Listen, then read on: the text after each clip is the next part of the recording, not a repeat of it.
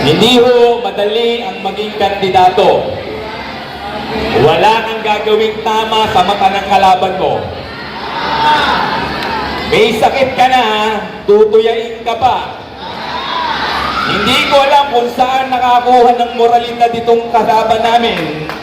Pero sa kumbento, ang itinuro sa amin, ang mga babae ay dapat igalang at mahalin.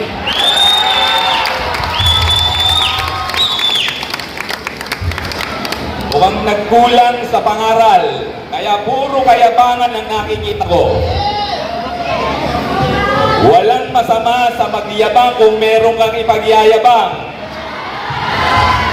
Pero yung ikaw ang ama ng lungsod na dapat lumulutas sa mga mabibigat na problema ng lipunan, ang ginawa mo sa nagdaang 6 na taon ay maglinis ng imburnal sa Pasig, hindi kita papalakpakan.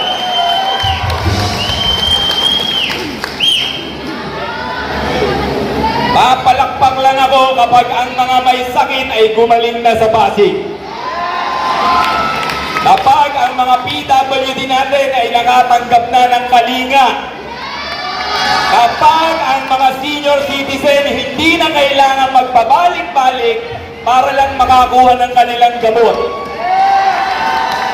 At kapag ang bawat estudyanteng Pasigueño ay may garantiya na makakapagtapos hanggang kolehiyo.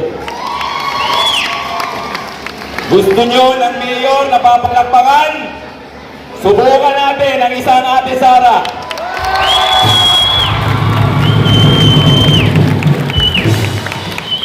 Gusto nyo ng congressman na matapang? Na alam ang tama sa mali? At kayang manindigan? Kahit sa harap ng presidente ng Republika? Ipadala nyo po si Atty. Ayancia, hindi tayo mapapahiya. So mali po, ito po ang inyong Atty. Ayancia. Sa likod ko po, ito ang mga tunay na batang Pasig.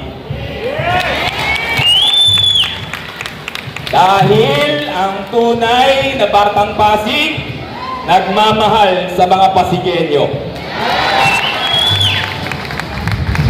May tanong po ako sa inyong lahat na naririto at natitipon ngayong gabi. Kaya this?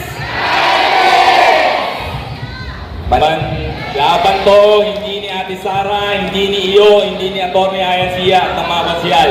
Laban to ng mga Pasigueño. Ipanalo po natin ang laban na to.